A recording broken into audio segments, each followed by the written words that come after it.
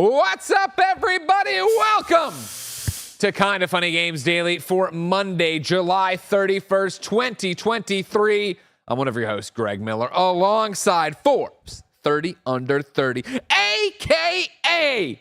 the second best baby blues in San Francisco, a.k.a. the pink one at Tim Geddes. I'm so pink. You see these shoes?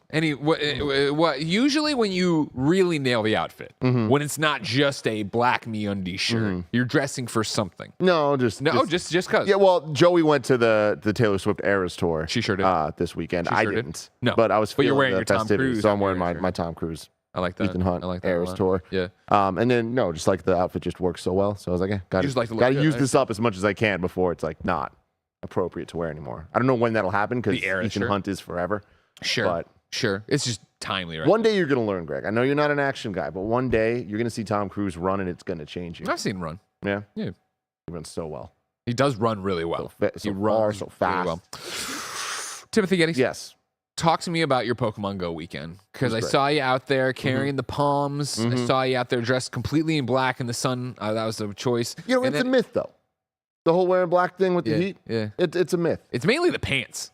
If you're wearing shorts, you're feeling good. Air's moving down there. Yeah. I got some bird dogs, Greg. You know what I'm talking about? You got some bird dogs. So yeah, I'm gonna start wearing shorts on some of these walks, depending on how hot it's gonna be. Yeah. Did pretty good. Not too sunburned. A little bit of. No, you have color. I have some. You have color. a pop of color. Yeah. I have a pop of color too. I don't know how much it shows in the light, but yeah. But I've also been better, with Ben of being outside all the time, so I often have pops of color. Yeah. But it's like when I got home, you see like the neckline. You know what I mean? Barrett, give me the one on my. Oh, Barrett's coming in right now. Oh. You got that neckline there. You can see where it goes from a pink boy to a white boy. You know what I mean? I'm just always a pink boy. But me too. Last weekend walked about 6 miles. This weekend walked about 10 miles. It was insane. Are you noticing dropping the LB? No. If anything, it's going up. You're just eating burritos while How is that possible to? Yeah. You know what? It's a myth. Everything's a myth. Wow, damn everything. But yeah, no, it was wild because we went to Pier 39, which is like the mecca of Pokemon Go in the world. Like, oh, really? I didn't know that. Yeah, it's like one of the most concentrated spots. Which I think Niantic's office is down there. They are. So they are I think that kind of makes some sense. Makes sense. But yeah, we went super hard. There was a big event happening, so I want to take advantage of it all. What was the event this weekend? And I don't know. It was called some adventure, some shit, whatever. Okay. It was like a bunch of fossil Pokemon, the Aerodactyls, the Butos, the Ammonites. They're all out there. But the big thing was Andrew Goldfarb hit me up, and he's like, every Pokestop that you've never been to is going to be like 10 times the amount of experience if you do a certain thing. And I was like, oh man, I've never been to the Mecca, Pier 39. And there's just a bunch of Pokestops. There's just so many. So I was like, we're just going to crush this all day. Sure. Baby. And so we did, and it was awesome. Dogs loved it. Everyone loved the dogs. It was like they were an attraction to their Pokemon own. on their own. Did they have little costumes on? Did you put no costumes, but they were just walking. But it did hit a point where Moose was like, I'm just done. I'm not walking anymore. You went way too far. So then I had to carry him, and I carried him for about 3 miles. There it is. And look how happy he is, though. Yo, he was such a happy dude. But he was what made it way too hot. Yeah. Way too hot. Yeah, sure. That makes sense. It was super fun. I gained like a level and a half, man. I'm crushing. I'm on my way. Man. That ain't nothing. I'm sorry. I'm saying if you're not paying attention, audience members who aren't as high, that is something. Yeah. That ain't nothing. That's a lot in a day. Exactly. So I'm feeling real good about that. Where are we at? Where's Gia at with the Pokemon Go? She's not getting into it. She's sticking with Marvel Snap, and she's just like, I'm going to support you. I was going to say, but she enjoys exercise and outdoors, so she's happy to have you out of the basement. She's already like, what are we doing next weekend? She's like so in on this, and I'm like, hey, cool. Like let's keep it going. But then I went home, started watching Twisted Metal, or continued watching Twisted Metal. Okay. Halfway through. How are we feeling? Halfway through. It's surprisingly good. Again, not for everybody, and it is Twisted Metal. You know what I mean? It's not like it's this thing of like, for everyone that was like, why are they making this show? Who gives a fuck about these characters? Yes, that's the point is not giving a fuck about the characters. But it's like weirdly heartfelt, weirdly funny. Right? That's what I felt at the end of the premiere. Yeah, and I was like, holy shit, there's something here. I'm excited to keep watching it. I'm like, I'm seeing a lot of people that I respect, Zavalier out there. What's it called? El Paso Elsewhere? Is that the name of the game's coming out? Yeah, El Paso looks dope as fuck. So he's making that, and he was talking about him watching it, and he's like, I am so stoked for a season 2. Like, and so I'm like, whoa, so there's even better stuff to come. So yeah, big surprise. Some of us might have called it, but big surprise. Blessing did. But did anybody call rumors about Nintendo's next console, No way. our Venba review, and so much more. We'll find out on this episode of Kinda Funny Games Daily. Each and every weekday on a variety of platforms, we run you through the nerdy video game news you need to know about. If you like that, of course, be part of the show for free at kindafunny.com/KFGD. Give us your questions, comments, and concerns about the day's news. Of course, give us your squad up requests, and then tune in live to watch us record the show on twitch.tv/kindafunnygames and youtube.com/kindafunnygames. If you're watching live, guess what, Jack? You got a special job. Go to kindafunny.com/you're wrong and tell us what we screw up as we screw it up so we can set the record straight for everybody watching later on youtube.com/kindafunnygames, podcast services around the globe. Of course, if you want to go that extra mile, head on over to patreon.com/kindafunny. On patreon.com/kindafunny, you can get each and every episode of Kinda Funny Games Daily ad-free. And if that wasn't enough, of course, you could watch us record our podcasts ad-free, like the Kinda Funny podcast, recording this afternoon. I'm excited for it. In which I will... that's why I dressed up. Whenever we're on the podcast, I get my full body shot, and I'm like, all right, the shoes and pants matter more. For 40 years, ladies and gentlemen, I've wondered something, and I'm going to ask these motherfuckers what their answer is when we start the Kinda Funny podcast this afternoon. You can watch live on patreon.com/kindafunny. Of course, you can watch later on patreon.com/kindafunny, where it would also be ad-free as a video and an MP3, where you could also get more than 300 exclusive episodes of content we've done since October, and of course, where you get some exclusive merch. And let me tell you, there's amazing things on Patreon each and every day. Every month, there's a physical item. We tweet it out, and then we put it in, and we eased it out. I don't know how you say it now with the X. You know, the X, I fucking hate it. I put it on the Patreon page. I say, yo, I update it here. The premium item that is going to get announced this week, I want 3 of these. Yeah. Okay? 3? Why 3? Because I want to save them for when I burn them out. I've burned out some of the other ones without giving their shirts, everybody. I've burned out some of the other exclusive Patreon content. So I pick up like the sirens that are on our end, and it's all like, it's all not wrinkly. It's like it's all broken up, and I'm like, oh man, I miss this shirt. I like this shirt. You know, same with the KFAF Spring Break. Another great shirt, but looks like garbage now. I need new shirts, but I have too many shirts. It's a whole thing. We'll talk about it. Man.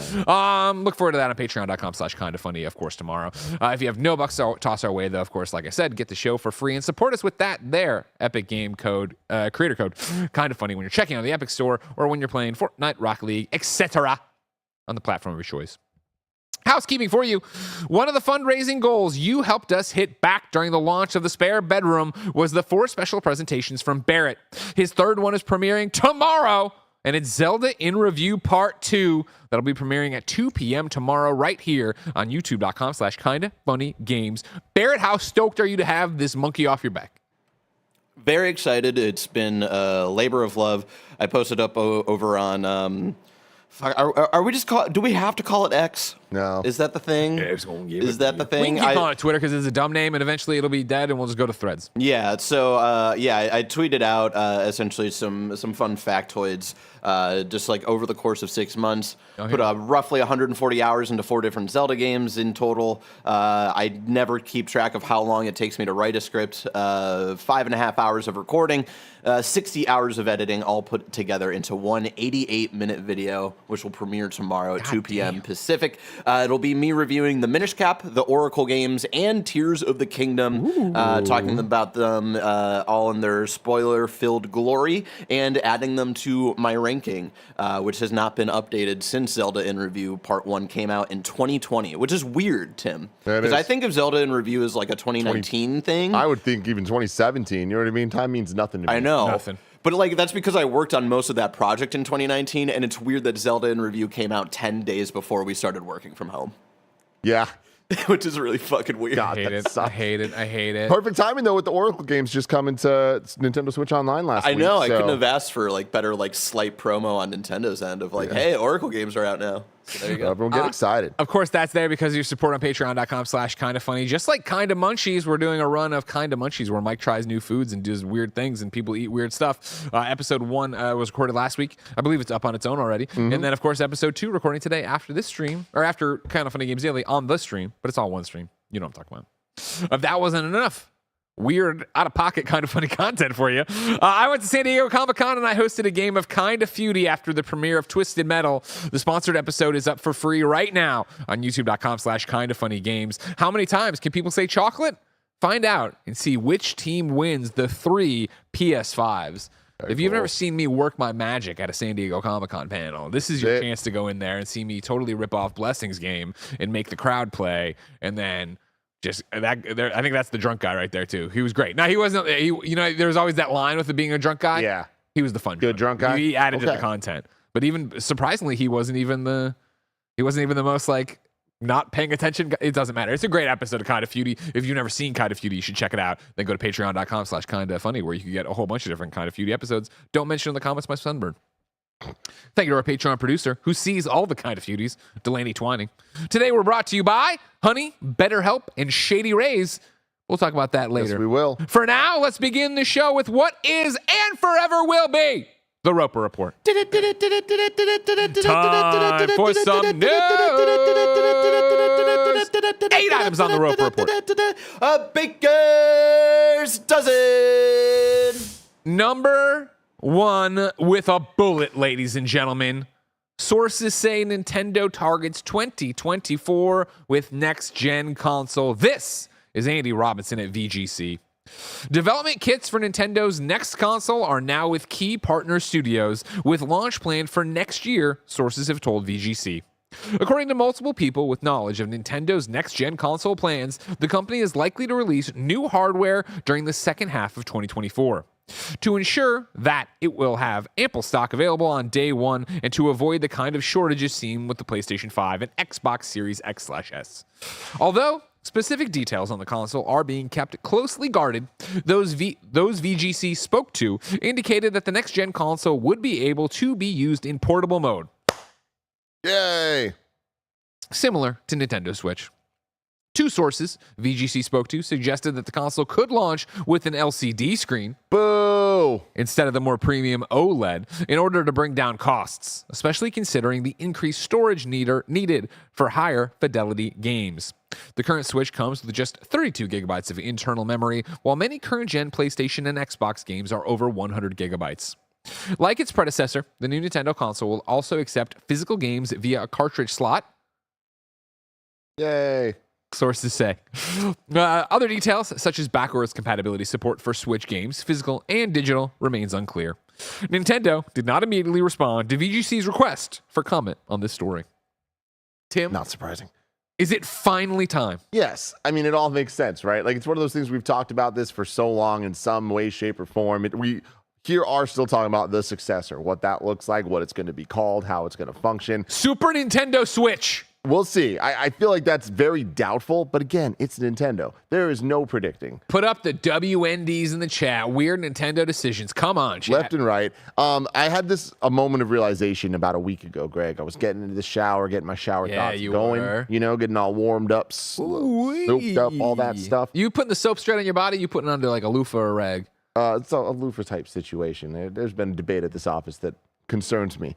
But the thing that concerns me more is I realized, oh, fuck. When the next Switch comes out, it's not going to be OLED. Almost for sure, they're going to fuck that up. And it's going to really, really upset me. I don't know how I'm going to deal with it. I'm going to be very annoying to everybody out there about this. It's not going to be fun. The OLED on the Switch makes it such a better experience. It is such a nice screen. I'll tell you what. Jen's sister just left this morning. Lovely lady. It was nice to have her visit alongside her boyfriend. I came upstairs one of these days, 2 days ago. She was playing her Switch. Oh, she's playing Binding Isaac. She got a gajillion hours, and that's great. She went downstairs. I was playing stuff on the couch, and then I moved the Switch, and I picked it up, and it was an original Switch. And I was like, oh, I recoiled. Yeah. I've been using the OLED for so long now. I don't even think about how gorgeous that is. How I hate the bezel of the old Switch. Great all that on stuff. The one. Yeah. And that stuff, I think that the design philosophy, I think, will carry on to the next one. They tend to just get better with time with the designs of stuff. But yeah, the OLED thing's unfortunate. I feel like we'll get an OLED model down the line for that second burst of money for Nintendo. And that sucks. But overall, very excited for a new Switch, not just because of all the obvious reasons of wanting more power, Switch already being outdated at this point. Sure. But for me, I always get excited with Nintendo when a new generation starts because it kind of resets the clock on franchises. And it kind of is like, all right, cool, we can revisit Mario Kart. We can revisit, even some of the bigger things like a Smash Brothers and Mario games, Zelda games, things like that. Like, we get to start getting excited about what the next gen version of those things looks like. And with the Switch, we've kind of seen the franchises play out. Like I think that it's very clearly at the end of its life cycle.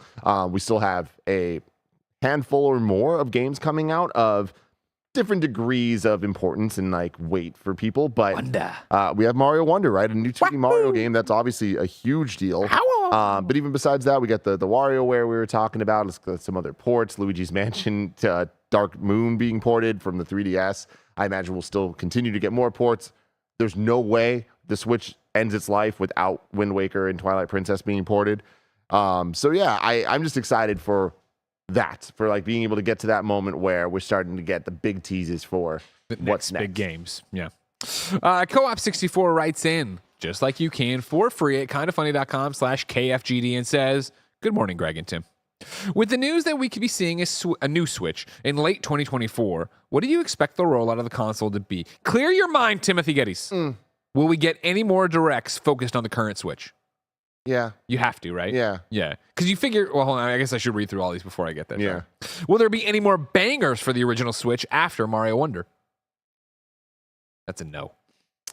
There's Metroid Prime 4. Like the looming thing that like you think it's gonna be a original Breath of the Wild situation, and the other one that I always forget, the other Zelda that did Twilight Princess. My problem with it is Metroid Prime doesn't have that juice. Sure. It doesn't have the market share and the ability to move units like that. Having said that, Zelda wasn't ever the biggest seller either. So we're in a new era. I just still how did Prime remaster do? Really well, but like not like relative. Again, the Switch is just like an amplifier for sales for all these franchises. We were just talking last week on the show about how the majority of franchises, even if they're just ports coming to Switch for the first time, already sells more than like the entire history, sometimes combined of titles, with rare exception being the Mario Sports titles and WarioWare. But Metroid Dread performing super well, Prime Remastered performing super well. You would imagine Prime 4, if it's good, which I expect it to be, it better after all this time and with Retro involved. I mean, Retro hasn't done anything bad. You know, they've had some that weren't as perfect as other things, but like Retro are top freaking tier, and they haven't put out a game since Tropical Freeze, man. Outrageous to think about. Outrageous. So there's definitely a banger there, hopefully, and I can see them just being like, yeah, cool, it is cross-platform, whatever that means, cross-gen between the two. But it being a launch title, something about that doesn't sit right with me. But at the same time, I don't necessarily think that the Switch is going to switch to whatever it is going to have a Breath of the Wild. Like, the fact that we got Breath of the Wild at the launch of the Switch is such a special rarity. Like, launch titles being the banger of the system, Mario 64, Breath of the Wild, that's pretty much it. Otherwise, Halo 1. Like, besides that, it's like normally third parties kind of bolstering things or just like more iterative things and like a taste of what might happen down the line. The Sir Pint just went through the chat. Sorry, so I can't give you, it's already gone. But the question there was saying, oh, they won't have I think there was a conversation in the chat. They won't have a Zelda ready, but they will have Mario Odyssey 2 ready. Yeah, that'd be amazing. Really, really, really amazing. And what's that team been working on? You know, that is my favorite thing is looking at Nintendo's teams right now and being like, there are still so many questions.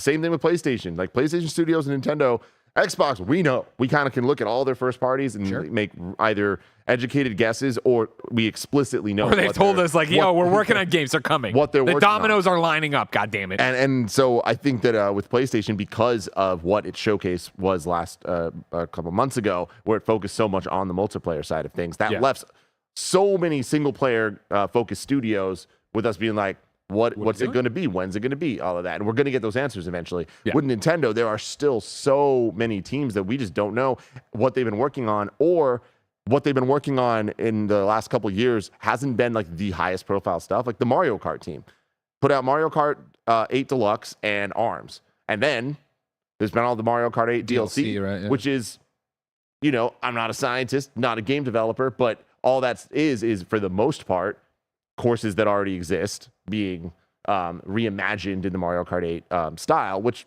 requires a lot of work, but significantly less than a whole new video game. You don't imagine that entire team is working on all those courses, right? Like maybe they've split them up and are divvying up, but somebody should be working on pre-pro and what the next thing would be and going where hopefully Mario Kart. But even then, I imagine that working on all of the Mario Kart booster pass stuff, which there are some original levels, there's brand new content in it, and let alone the music and all that is like completely new and in the style of Mario Kart 8.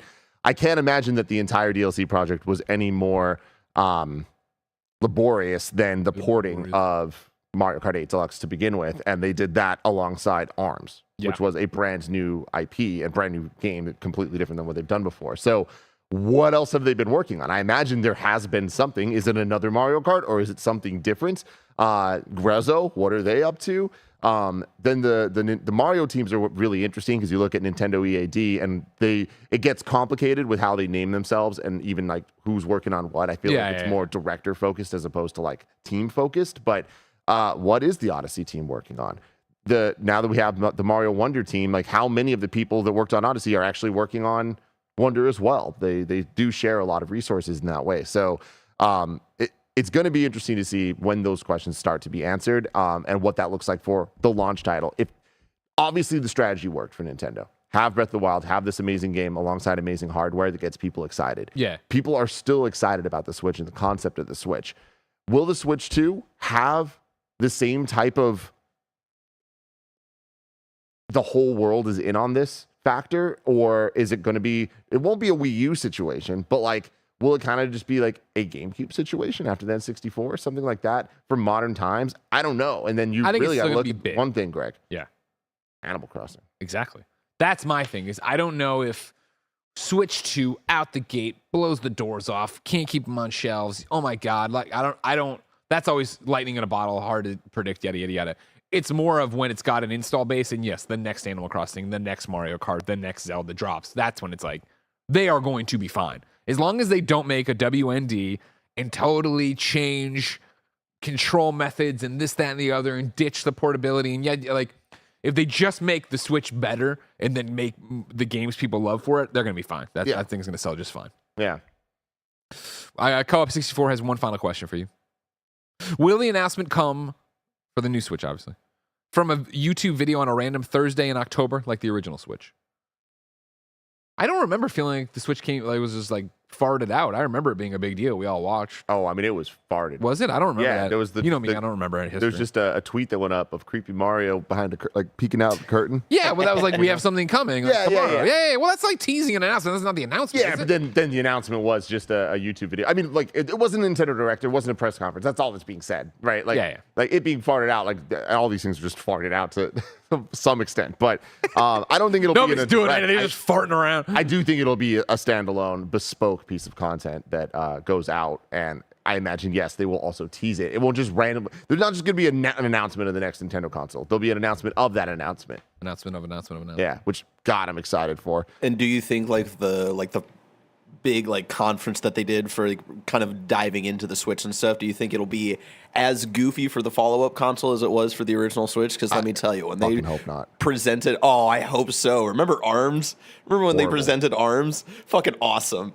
And 1-2 so Switch, good. That stupid ass couch, Octopath Traveler. Oh, come on, the stupid couch. That presentation, man, I have rarely been that deflated. I was so goddamn hyped, and just from presentation alone, that was a disaster. It ended with the Zelda trailer, which was one of the hypest things in the entire world to this day. Like 6 seconds of Mario Odyssey footage, but I hope that. I feel like they've learned too. That was back when. Furukawa, I think his name is, the president, that when he was like still new, and like that was like his first like coming out party and the whole the Switch snap and all that stuff. And I feel like they've reined him in a bit, and he's kind of focused, I think, a little bit more. And I think that the direct style is the right way to go. I'm excited to see more about that. But it's so far away. But it's not time for the list. Yeah. Number 2 on the Roper Report, we have your Venba review roundup. Of course, Venba, you might remember from PS I Love You, XO. Abi, the developer, is a kind of funny best friend, came on through and gave us the press presentation he gave, and we got to ask questions live to it. Currently has a Metacritic of 80 and an Open Critic of 81 over at Eurogamer. Ahmad? Ahmad, gave it a 4 out of 5 and said, the art style of Venba is wonderful. Each frame looks like a crude but intentional painting. I wanted to take a screenshot every few seconds, similar to my experience with Hi-Fi Rush earlier this year. And although the vignette style story left me wanting more, I knew I was already satisfied after the first couple of scenes. Venba's simple gameplay allows you to enjoy its story more, and though its presence is as temporary as a 90-minute movie, the rarity of such experiences always leave you feeling good once the credits start to roll.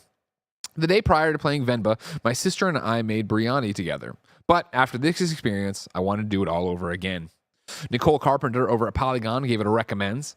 What Venba adds up to is a short, touching story about the life of an Indian-Canadian family. The beauty and joy of Tamil culture alongside the struggle of immigrant parents and their kid. It's a complex relationship depicted between parents and a kid as their son pushes away from Tamil culture in exchange for fitting in. The food and recipes evolve alongside this changing relationship and help move the game along in a way that feels focused and natural. I would have loved more Venba with its vibrant sound, touching story, and mouth-watering food, and yet I feel like Visai Games has told a complete focused story. And then Hiron Cryer over at Games Radar gave it a 4.5 out of 5 stars. Venba perfectly melds together a story of generational anxieties and dreams. That food looked good. It sure does. That's all well and good. Greg Miller here played it. Platinum it, ladies and gentlemen. Hey. I give it a 4 out of 5 on the Kind of Funny scale. I say it's a great game. Echo everything everybody said here. What I like about it is also what people are calling out as being a little heartbreaking about it is like it's done so quickly. It is a short game, but it packs a punch. It packs a wallop. It is a visual treat. I like the idea. Of course, if you didn't watch the PS I Love You stuff, you've missed all the stuff about it. The idea here is that, you play as Venba. You are starting a family away from India in Canada. You're connecting through your culture with food, but the recipe book your mom gave you is damaged. So it's a game of guessing and trying to figure out what to do. And you can be wrong, but it doesn't fail or anything like that. The food was great. It looked great. It honestly was one of those that, I've started eating Indian food. And I'm not saying because of Venba, but it was helpful in terms of okay. And then I also made a curry for Ben. I was like, oh, okay, I get this a bit more. And I'm into it. And now I'm eating it. But aside from the food is the story. And yes, at the end, I wanted more, but I didn't want more in the way I was unsatisfied. I just enjoyed the experience so much. I wanted more of it, but I'm kind of happy it ends where it is because it goes out leaving me wanting more. As I put in my tweet that Barrett showed there, but maybe you're an audio listener, it subverted expectations as well. I felt like, okay, I see where we're going. And then the ending, I was like, oh, I didn't see this coming. I thought it was going to go a different way, or the relationships would be in a different spot. In a satisfying way? Very much so. Oh. Yeah. I thought it was a very it was a very honest portrayal of an ending, and I don't want to say too much. Obviously, I'm not trying to give stuff away, but I thought it was going a very Hollywood way, and it ended in a very real way. I was like, oh, okay, that's very interesting. I like that a lot. I highly recommend it. For me, you could platinum it on one playthrough. I did 2, which got more out of it, which I liked, and gave a little bit more context to what I was doing because I don't look at trophies usually before I go. I had a great time with it, though. I really do recommend it. They did land it. Congrats to Abi, of course. Like I said, Kind of Funny best friend. He's been watching us forever, so good day for him and all that. Abi's a Kind of Funny best friend, so already I'm in the tank for it. Pop Agenda, of course, Jen's company did do marketing and stuff for it, so heads up on that. But again, plenty of their games are dog shit, and I say it. So, I had a great time with this one. And I do think, I echo everything that's here, and one thing I didn't say is how beautiful it is. Like the first post from Emod, right, was talking about wanting to take a screenshot all the time. Yeah. All the time I was using the capture button just to capture stuff I thought was good. It has such a storybook feel and look to it. Cool style, man. Yeah. It's very unique. And so, it looks like it's on multiple consoles too. It's not just... It's pretty much everywhere. So, it's pretty much everywhere. Cool. Go get it, everybody. That's awesome, man. We've just been having some bang. This has been such a great year, obviously, for AAA games that we keep talking about. But there's been a lot of indies too that are just kind of shining. And I'm happy that it feels like... There's too much to play. Yeah. Exactly, but I love that it does feel like, even though there's too much to play, it feels like everything has room to shine enough. Yeah. Good on y'all. Number 3 on the Roper Report, Elder Scrolls 4 Oblivion is getting a remake, it's claimed. This is Chris Scullion over at VGC. It's been claimed that the studio co-developing the upcoming Metal Gear Solid 3 remake is also working on a remake of the Elder Scrolls 4 Oblivion. A Reddit user said to be a former employee of Virtuous, made the claim in a now deleted post on Gaming Leaks and Rumors subreddit, as reported by Xfire. The user was reportedly verified by the subreddit's mods as being a legitimate former Virtuous employee. If this verification process was accurate, it could lend more credibility to their claims. According to the user, Virtuous is working on 5 separate projects, of which the remake of Metal Gear Solid 3 is only one. The user claims that the studio is also working on Project Alter, which they say is either a remake or remaster of Oblivion, which will make use of a pairing system that will run the game on both Unreal Engine 5 and the Oblivion engine. Quote, for instance, new graphics are rendered in the Unreal Engine 5 project, but most of the gameplay, physics, etc. are still done in the Oblivion engine, they claim. They also say the project will be released at the end of 2024 or early 2025, quote, depending mostly on if it's a remake or a remaster, end quote, and that the game is mostly being made in Virtuous's Paris studio. Other projects Virtuous is working on, according to the user, are massive, parentheses, described as Monster Hunter crossed with Shadow of the Colossus, an expansion for Amazon MMO New World, and a narrative climbing game codenamed Ominous. Do you believe it, Tim? Do you believe it, Tim? I mean, it makes sense, right? When you look at the amount of games that have been remastered or remade or whatever you want to call it these days. Sure. I feel like we're getting to the point that there are a few obvious choices that haven't seen that treatment yet. Yeah. I feel like we talk a lot about Simpsons Hit and Run, where it's like, we're at that point. If we got SpongeBob Battle for Bikini Bottom getting remade, we're going to be getting Simpsons Hit and Run at some point. And I feel like that being the more, that's a different type of game, but I feel like on the bigger side, this makes a ton of sense. And I'm hopeful that Virtuous can knock these projects out of the park and become a Blue Point, like kind of become an exciting name to hear that we're like going to be talking about like their next projects of like, what could it be? What could they be working on the same way that we do Blue Point? But they got to prove it first, right? Like 100%. I think remaking Metal Gear Solid 3 is all eyes on you. Tall order. Yeah, you've got to get that right. And if you don't, that's your first impression. That is the big one. But if you get it right, you're swimming, baby. You got it. You're off to the races. Yeah, I'll have to wait and see. Obviously, take all this with a grain of salt. It makes sense. If I'm Microsoft and I have this war chest now of first-party games, and I have all these things that I want to do stuff with, while we work on Starfield, while we work on the next Fallout, while you work on, the list goes on of everything that's going on, why not dip back in and go to something like Oblivion that has that audience of people who love it? But I never played Oblivion. I started at IGN right around the Horse Armor DLC when everybody was flipping out about that, but I never went in and jumped into Oblivion. Starfield. Skyrim was my first Bethesda open world Elder Scrolls RPG, right? And so to go back in, drop this in there. Hey, here's this game that so many people love and has spawned such a legacy. Yeah. Okay. I mean, I feel like Oblivion was a big turning point for Xbox as a brand and as a console, where I remember so many people being PS2 people and then making the jump over to 360. And I feel like the big wins that they would talk about would be this. Elder Scrolls was one of them. And it being kind of like, I know there were Elder Scrolls on console before. I mean, even Morrowind, right, was on the original Xbox, I think. You're on me about that. That's right. But Oblivion was different. Oblivion was one of those ones where all the magazines were talking about like, yo, this is a must play. Like, this is one of the console's best. So I feel like, to your point, Skyrim was like the big breakout. It seems silly to say, but like we all get it. Skyrim was different, right? Skyrim was like, well, it's kind of like The Witcher and then The Witcher 3. Yeah. Like 100%. Skyrim is like that, where then people are like, oh, I am interested in going back. So it totally makes sense, especially in a time now where it's like, even just look at this year. We have Metroid Prime Remaster, we have Dead Space Remake, we have Resident Evil 4 Remake. Like somewhere in those, an Oblivion remake, remaster, whatever, sounds perfect.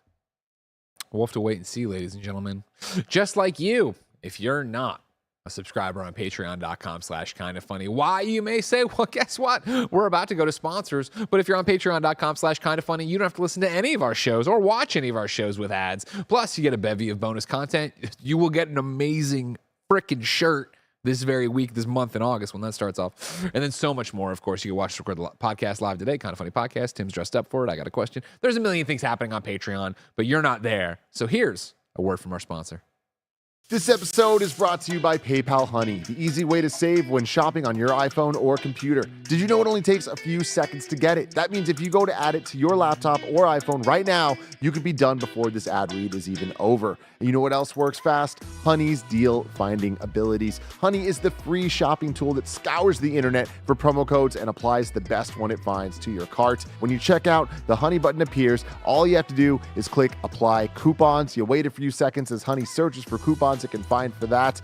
And then if it finds a working coupon, you will find the prices drop. We've saved thousands of dollars thanks to Honey, buying costumes, props, tech over the years. Honestly, not using Honey is just silly. Honey doesn't just work on desktop, it works on your iPhone too. Just activate it on Safari on your phone and you get to save on the go. Getting Honey seriously only takes a few seconds, and by getting it, you'll be doing yourself a solid and supporting this show. You can get PayPal Honey for free at joinhoney.com/kindafunny. That's joinhoney.com/kindafunny. This episode's brought to you by Shady Rays. Take on the sun with gear built to last. Our friends at Shady Rays have you covered for the warm weather ahead with premium polarized shades at an affordable price. Durable frames and extremely clear optics for outdoor adventures, just like Mike likes them. Shady Rays offers the most insane protection in all of eyewear. Every pair of sunglasses is backed by lost and broken replacements. If you lose or break your pair, even on day one, they told us they will send you a brand new pair,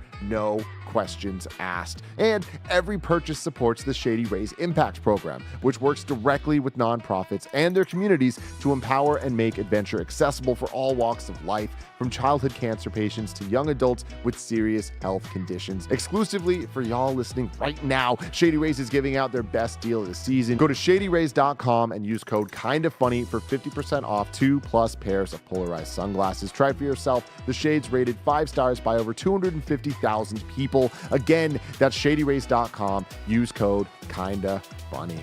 This episode is brought to you by BetterHelp. We all know life can be hard. It's so easy to get caught up in what everyone else needs from you and never take a moment to think about what you need from yourself. I know from experience how often it just seems easier to care about others and keep it moving. But when we spend all of our time giving, it can leave us feeling stretched thin and burned out. Therapy can give you the tools to find more balance in your life so you can keep supporting others without leaving yourself behind. Some of my best friends use BetterHelp and love how helpful it can be for learning positive coping skills and how to set boundaries. If you're thinking of starting therapy, give BetterHelp a try. It's entirely online, designed to be convenient, flexible, and suited to your schedule. Just fill out a brief questionnaire to get matched with a licensed therapist and switch therapist anytime for no additional charge. For more balance with BetterHelp, visit betterhelp.com/kindafunny today and get 10% off your first month. That's BetterHelp, HELP.com/kindafunny. BetterHelp.com/kindafunny. Tim, we talked about Virtuous Studios maybe doing this Elder Scrolls remake/remaster/ maybe who knows what it is. But you want to talk about these other games? What you got to say? Yeah, just real quick, because they're talking about a game called Massive, a Monster Hunter cross with Shadow of the Colossus. That's interesting. Sure. Right? Like, that's a pretty cool idea. I don't know how exactly that would work, but I guess just bigger epic monsters. Scale, Yeah, right? I grab one leg, you grab the other leg, we crawl up there. We both get to the nut bag. We got Amazon like MMO, fight Nick. new world thing here, and then a narrative climbing game codenamed Ominous. I feel like we have a lot of those right now. What is that? Is that Uncharted? I mean, there's that one where you climb a mountain and there's a narrative. I mean, I don't remember. Kindafunny.com/you're wrong. Tell me which one I'm thinking of. It's in There's Celeste. That was a PlayStation Showcase game, okay. I think, right? Yeah, I can't remember. I wanted to say Annapurna. And yeah, then there is Celeste, which Barrett, that's perfect. Yeah, Jusant. Yeah, God of War 2018. But that's my thing, though, right? It's like, that's interesting. I kind of like that, but I don't know. The narrative climbing game just sounds very... You put narrative on it, I'm excited. Oh, of course. Let's go. You got a narrative? Is it a different culture? It's going to take me away? We're going to climb a mountain. Someone's going to get divorced. Greg's going to cry. I'd hope they're already divorced if they're climbing the market. Yeah. It needs to but be maybe they get a to the metaphor top and their partners or ex-partners up there too, and they were like, you know what? This was the wrong. We got to come back together. Yeah. And then they bring light back to the world. I don't know. I'm a spitball guy. I'm just spitballing things. Indie devs, you know what you're doing better than me. You've all had a much worse life than me, and you put it into video games. Number 4 on the Roper Report: Helldivers 2 could release this October. A goddamn better. This is Tom Henderson at Insider Gaming. We're running out of time in 2023. Arrowhead, put a release date on it. Helldivers 2 could be releasing this October, according to a Sony partnership program mission briefing, which was sent to Insider Gaming under the condition of anonymity. According to the mission briefing, which appears to be a mistake on behalf of the publisher, creators are told to, quote, mention that the game will be released this October, end quote. Will be released in October, end quote. Unfortunately, though, no exact date was provided. The news comes in light of a new update on Reddit, which reveals that Helldivers 2 has officially been rated. Helldivers 2 needs to come out stat. I don't know, Greg. I don't know about that. Stat. I would argue it should come out in January. This is a January game. This is not an October game. Especially when October has Mario Wonder and Spider-Man. You know? I'm talking about feel PlayStation real estate. If they could get this thing out next week, it'd be fantastic. Yes. Right? Because looking at August, it's relatively slow compared to the last couple months we have. We have Armored Core 6, but that's at the end of the month. I know a lot of people want to pop off about Baldur's Gate 3, but remember that is not coming to PlayStation in August. Mm-hmm. Yeah. That's my big thing is I want this needs to be out there to compete with when everybody's, oh man, look at me. I'm over here. Guess what I'm doing? I'm in a Starfield. I'm an astronaut with a gun. Oh my God, I found this alien. It's got 3 mouths. What am I going to do? You know what I mean? Like that's its own thing. All right, that's over on Xbox. You're gonna punch the nut bag. You'll be punching nut bags left and right in Helldivers too. True. It's Arrowhead, true. Put a date on it. But I mean, real talk. What do you think the right strategy would be for Helldivers 2? Because I mean, the right strategy is you're on the money right now. I feel drop a PlayStation. Hey, guess what? Here's a PlayStation exclusive multiplayer, fun jump in, jump out kind of thing. Let's go. Because I feel like if it's not literally the next 3 weeks, the rest of this year, I just think is a little too crowded for this type of game. Where we have September, where there's a lot of big titles, Starfield, the Mortal Kombat, things like that. Then October is just ridiculously stacked, including Alan Wake 2, which we didn't mention yet. November kind of seems... You're still playing your October games. Yeah, exactly. And also, like, there's going to be... When's Mirage out? Assassin's Creed Mirage? Mirage is out 8 days before Spider-Man 2 and Mario. 8 days away. Yeah, but November, I just feel like is a tough time. November, December is always like more tough just because of the amount of things going on in life. This is a January game. Listen to me. January would fit real well. Yeah, hey, we're here. It's a new year. We want to play new games. This game's dropping. It's 4-player co-op. Let's jump in. Let's kill some stuff, some bugs. Let's get out there. Why not? Yeah. But yeah. Bugging. October is crowded. Looking at September. Eliza P. Oh, yeah. Liza P. Cyberpunk, Phantom Liberty. Oh, yeah, Cyberpunk. Liza P. same day as what? Mortal Kombat. Wait, really? Yeah. Hold on. Mortal Kombat. Isn't that September? That's what I was talking about. Liza P. That's September. I thought you said October. 19th. No. September 19th. Mortal Kombat 19th. Kevin's mom's birthday. It's about 13 days before that is Starfield. Yeah. 12 days before that is Armored Core. I'm tired. That's good, man. Let's go. Great. But yeah, I do worry about, how many people I'm going to get going there. I want to be hell diving. Right now would be perfect. Mm-hmm. Can't do it though. Speaking of Assassin's Creed Mirage, Greg Way, number 5 on the Roper Report. Assassin's Creed Mirage is 3 times shorter than Valhalla, apparently. This is George Yang over at GameSpot. It seems like Assassin's Creed Mirage will be around 3 times shorter than Assassin's Creed Valhalla. The most recent entries in the franchise have gotten increasingly long, and the upcoming one has been pitched as a more focused experience. In an interview with French video game YouTuber Julien Chies, translated by PC Games N, Ubisoft lead producer Fabien Solomon said, quote, "Given that we do a lot of playtesting internally at Ubisoft, it's part of our process. We really want to get as close as possible to the players. So we'll say that the latest playtimes we received average at around 20 to 23 hours, end quote." Solomon continued, quote, "That can go up to 25 to 30 hours for the completionists, and we'll say that those who will be rushing the game will be around 20 hours, end quote." In 2020, GameSpot noted that Assassin's Creed Valhalla took around 60 hours to complete the main story. After 65 hours, around 85% of the entire game was finished, which includes side quests. I don't know what the fuck they were doing. I'm like 75 hours, and I can't even be remotely close to the end of that. Look, I love this, but hey, let's take it even further. You know what I mean? I'm looking for 10 times 10 hours. shorter. 10 hours. Yeah. 8 to 10 hours, man. I feel like that would just be so damn nice. Yeah. But hey, even this, it's a step in the right direction. I think this is great. I feel like there's a place for the giant games. Obviously, people really enjoy them. They love them. They buy them. They play them. They review well. So cool. They're out there. But man, I do miss an 8-hour game. And every once in a while we get them. But I feel like we don't get them with this level of production and this level of like oomph behind it all. Sure. So you don't get the suits where you feel the stabbies, you know? yes, exactly. There's that too. Putting on my suit, getting stabbed. Let's go. Have some fun. Yeah. Yeah. You want to talk about a game that we just referenced it, and especially if you talk about like Helldivers trying to find a date, but a game that I feel like is just getting lost is Assassin's Creed Mirage. Mm-hmm. We're like, Barrett, what's your hype level for Mirage? Very hyped. Do you very feel, excited for that game. Do you feel like the rest of the world's sleeping on it, or do you feel like it's getting the right amount of hype? Because that's a game I forget about every time we talk about games coming up this year. I know, but you're also like what we call Mike a AAA slut. Like you're an Assassin's Creed open world slut. That's correct. I'll be sucking and fucking each and every one of them. And they're nutbags. I feel like it's speaking to the OG Assassin's Creed crowd. Outside of that, I don't see a lot of talk about it. But granted, when you have a 2-month kind of timeline of Starfield and Mortal Kombat and Spider-Man 2, especially in a time where like AC took a break for a couple years outside of DLC, right? I don't know. I just that's a franchise that's always kind of.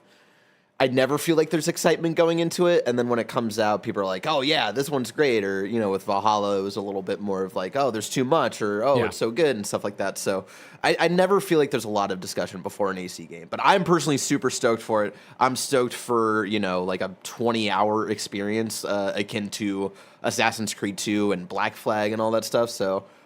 Sign me the fuck up. With these type of games, Barrett, with Mirage specifically, like, do you think you're gonna platinum this one? No, I don't platinum Assassin's Creed games. There's usually way too much fucking stuff to do. But even if this one's more focused, like they're saying here. I mean, when I did Assassin's Creed in review, which you can check out over on youtube.com/kindoffunnygames. I didn't platinum. Like I went back and played AC2, Brotherhood, like all through like the Ezio collection on PS4. Like I didn't platinum those games. I did enough of the open world stuff that I felt like personally engaged in, interested in stuff. But I'm not a huge platinum head. I try to get 1 platinum a year. That's always like my little goal, and it's usually like a smaller game or an easier game. Like Spider-Man 2 will most likely be the game that I platinum because it's just like there is open world stuff to do, but it's usually pretty simple to get through. So yeah. Watched the movie Significant Other over the weekend. You seen this or heard about this? It's a Paramount Plus horror movie. Oh, is this the horror movie? Yeah. So not the one with Reese Witherspoon and Ashton Kutcher? No, I don't know what that one is. It's got the guy from White Lotus who looks like Christopher Reeve, and then it's got the woman from It Follows in it. That's the best I can help you with. Doesn't matter who they are though. But the idea here is that an alien comes to Earth and starts like doing shit or whatever. But you know what it really made me think a lot about? Fucking Spider-Man 3.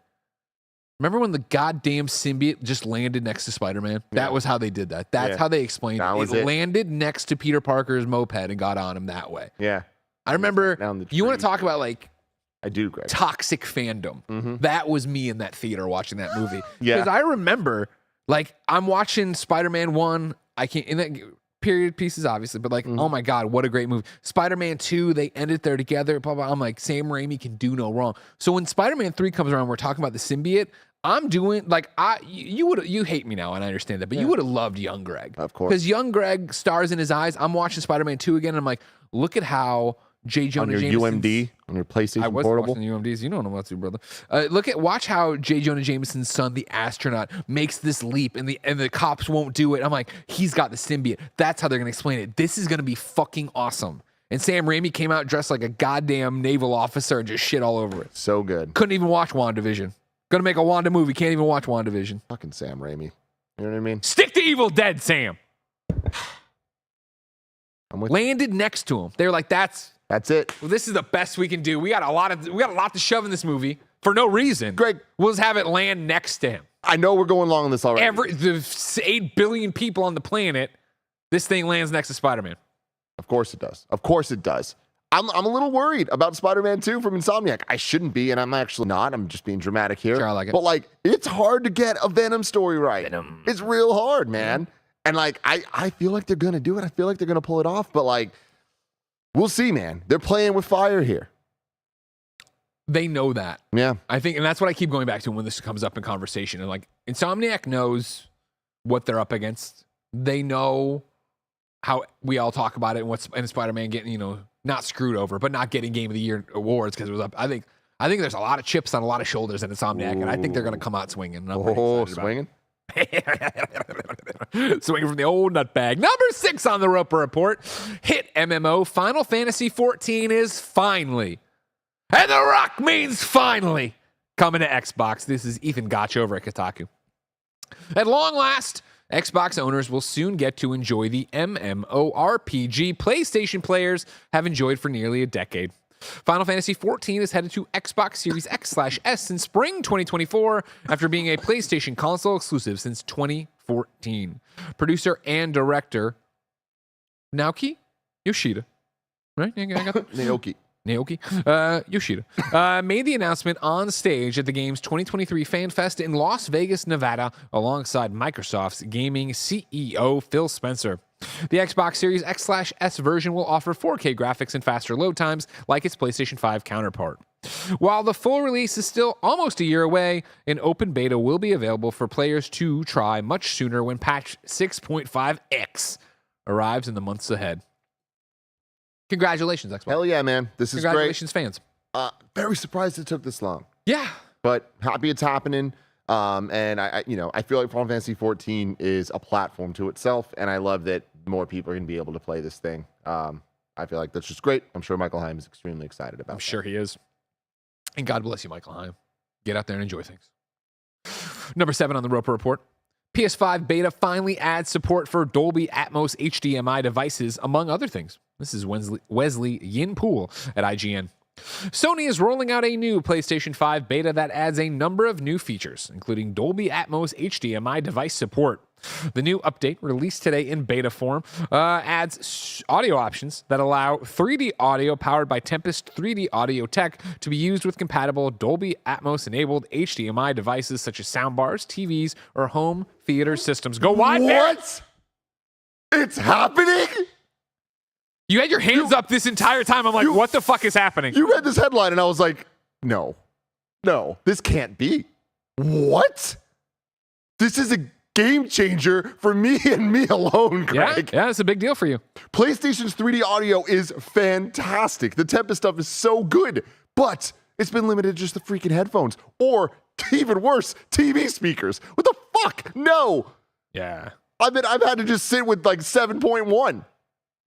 No, that's not good enough. I want Dolby Atmos. Not good This enough. is such a game changer. I mean, I hope this gets out before Spider-Man 2. It's the beta right now. Oh, man. It'll be tight, but it might. Yeah. You can also just get into the beta. Yeah. What's the But word? I mean, the compatibility of it all. This is exciting. Sorry, keep going. No, you're fine. I'm glad you're excited. The beta also includes more options to quickly find games and console tips, new ways to connect with other players and customize your multiplayer sessions, and support for larger capacity M.2 SSDs up to 8 terabytes. Holy shit. New accessibility features mean you can now assign a second controller to one account as an assist controller and use 2 controllers to operate PS5 as if you were using a single controller.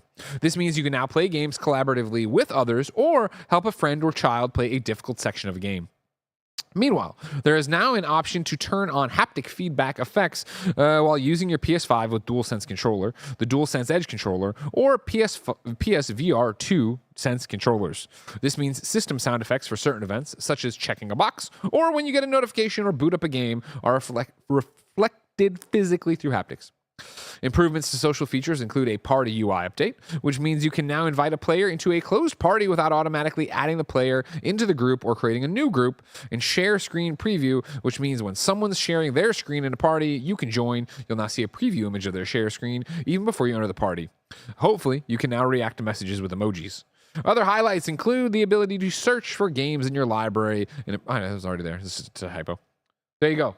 It got boring after the first part, but yeah. This is super, super, super exciting to me. Like, legitimately, this has been such a leg up for Xbox for me, where it's like when there's third-party games, oftentimes I will want to play the Xbox version just because of the Dolby support. And I've always been bewildered that they wouldn't allow this, and that it was just for the TV speakers and not for a home theater setup, which would make so much more sense for 3D audio. But this is really exciting. That's awesome. The advancements in SSD.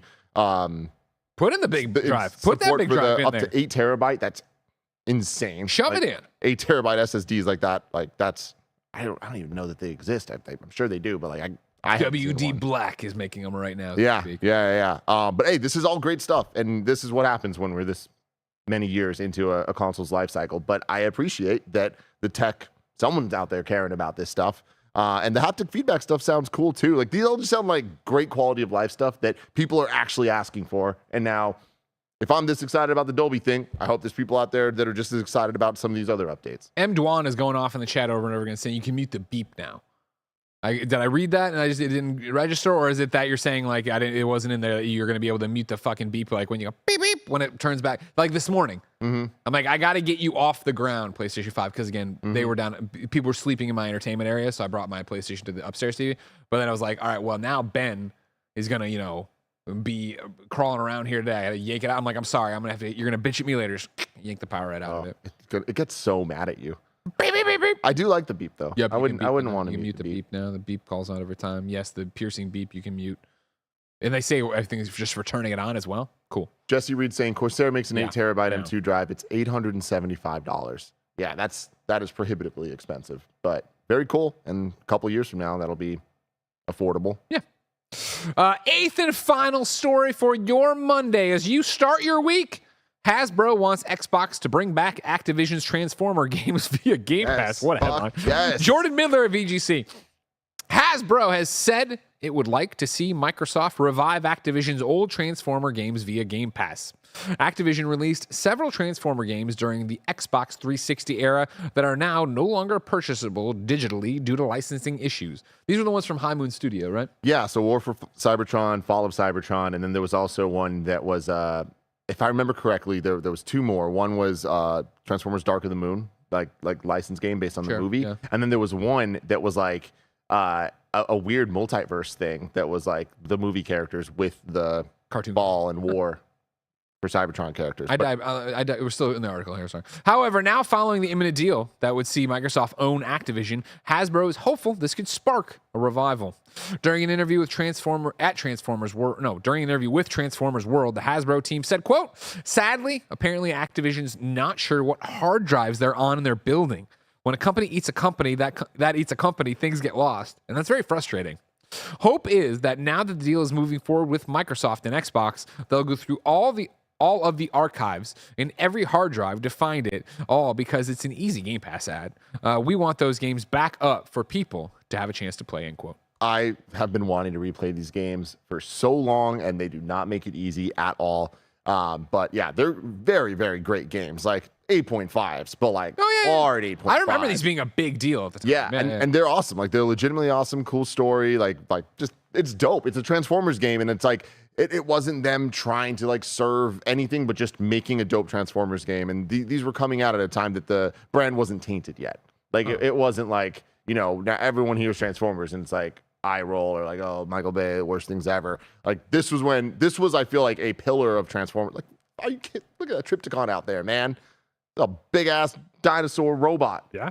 So sick. It's also a mobile base, Greg. It's also a Triptychon is also a chemical in Turkey that makes you sleepy on Thanksgiving. Wow. I hope this happens though. Well, I can't wait to see if they find these hard drives, Tim. Mm-hmm.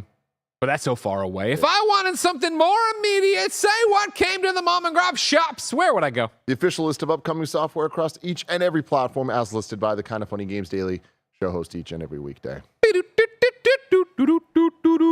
Yeah. Out today.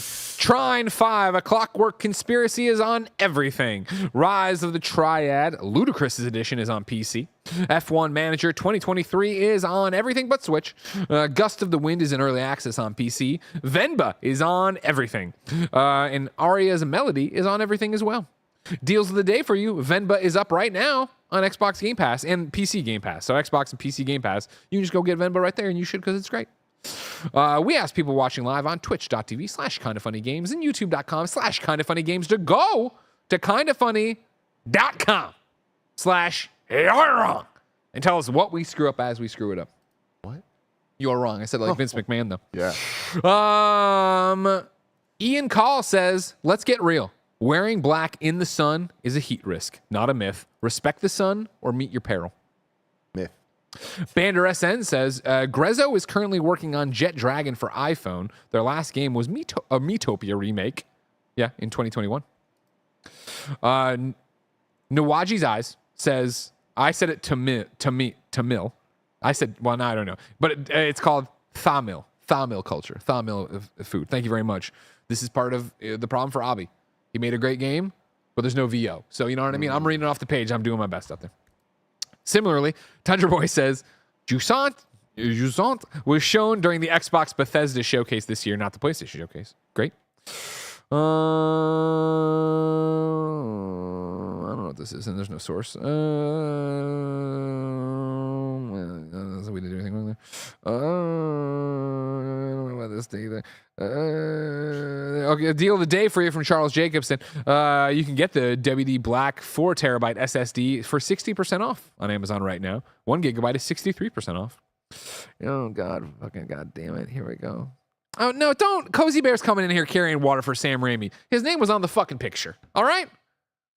You know what happens when he's like, I'm gonna read it. And then I'm going to tell you about a real man, Greg. All right? A real director. Cozy Bear says, Spider-Man 3 and its inclusion of Venom. Sam Raimi has gone on the record that he originally had no interest in including Venom in Spider-Man 3, but the producer, Avi Arad, forced him to shoehorn the character in after much protest. Spider-Man 3 is a crappy film, and Raimi is responsible for a lot of the issues, but the Venom stuff is more the fault of Sony being greedy in terms of its villainous inclusions. You know who's a real director? Barrett, give me the one.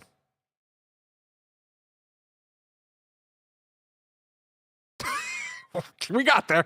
You know who's a real director? Richard Donner, all right? When they started jerking his chain around about Superman, he fucking walked off. That's why Superman 1's weird, and then Superman 2 filmed the same, but they're like Superman 2, and you got the Donner cut, but it's really just a combination. That Sam Raimi should have done that. He should have taken off his little Navy suit, walked the fuck out. Said, you know what? I'm not going to ruin this motion picture. I'm not going to take one of the greatest, coolest characters, Venom, have him fucking land by Spider-Man's fucking foot. Nick, you remember this? Spider-Man 3. Venom, the symbiote just lands next to him. Topher Grace. Topher Grace. That was another choice. And that's another thing we'll get into right now. Topher Grace, and don't do it, all right? I don't need anybody sending me the controversy links on Wikipedia for Richard Donner or Topher Grace, all right? I don't know. I don't need to know. Topher Grace, raw deal, all right? Could have been a cool Venom. Fucked it all up. I'll never forgive you, Sam Raimi. Watch WandaVision. Greg, did you see that Rolling Stone today posted their top 50 superhero movies of all time list, and number 1 was Zack Snyder's Justice League, but then they realized, they're like, oh fuck, we made a mistake, and they posted the list backwards, so it's actually number 50. So there was a moment where like all the Zack Snyder people were like, we did it! But they're like, wait, why is number 2 Ghost Rider or some shit like that? Oh my God, that's incredible. That is fucking incredible. What was number 1 for real? I don't know. Probably Dark Knight. Probably Dark Knight. Yeah, I can see that.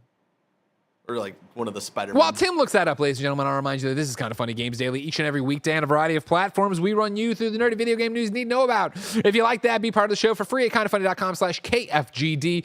If you really like it, go to patreon.com/kindoffunny, where, of course, you could support us. Keep the lights and mics on. Keep us happy. Make sure we can keep doing cool shit for you. Of course, you could also get each and every episode ad-free. You can watch and record the podcast live as we record them a day early. You can get those on demand ad-free. You get 300 episodes, and you're going to love the shirt for the premium tier next month. I'm going to do this real quick. The top 10. Number 10, Incredibles. Okay. Number 9, Wonder Woman. Huh. Ooh. Number 8, Thor Ragnarok. Number 7, The Dark Knight. Oh, whoa. Jesus, here we go. This sounds like this should have been a shit list. 6, Spider-Man Into the Spider-Verse. Okay. That's fair. I mean, I would put it higher probably, but yeah. Number 5, Superman 1978. Yeah. Your boy. Yeah. You don't know. You're going to do Superman in a review, and you're going to go, I don't get it. But it was such a big deal, like making the genre. Number 4, Endgame. Sure. Number 3, Logan. Okay. Number 2, Spider-Man 2. Number 1, Black Panther. Look, hey, whatever. I think it's a solid top 10. That's it's like solid. Yeah. Don't agree with all the choices, but I get it, though. I get it. You know what else I get, Greg? The MCU. What are we going to have to do right after this show? we're gonna live react to the Loki trailer for season 2. First time we ever watched it. Also, don't forget, I don't think we even talked about it, but Secret Invasion MCU in review is up right now. That's true. In review podcast feeds. And let me tell you, Nick and I put on a hell of an episode. Great episode. Whether or not you've watched Secret Invasion, please watch this in review. Exactly. We all understand. You've seen the reviews. A lot of people are like, oh, we don't want to watch Secret Invasion. First off, we summarize it perfectly for you, and I let you know if you can jerk off to Bridgerton season 2. He does, in way too explicit detail. This week's hosts for Games Daily. Tomorrow it's me and Bless. Wednesday it's Mike and Bless. Thursday it's Bless and Tim. Friday it is Tim and Bless. If you are watching live right now, we're going to do that live reaction to Loki. And then a brand new episode of Kinda Munchies is happening, all on the stream. You miss any of that, it's up later on youtube.com/kindafunnygames. And before that, Mike and Nick in the afternoon with possibly an update on the vision capability of one Snowbike Mike. Big day here at Kinda Funny. So stay tuned to twitch.tv/kindafunnygames and youtube.com/kindafunnygames. You're going to have to find the right streams as they happen. But just, stay on it if you're on YouTube. It gets a little complicated out there in these streets. I believe in you. You can figure out what to click on. Until next time, ladies and gentlemen, it's been our pleasure to serve you.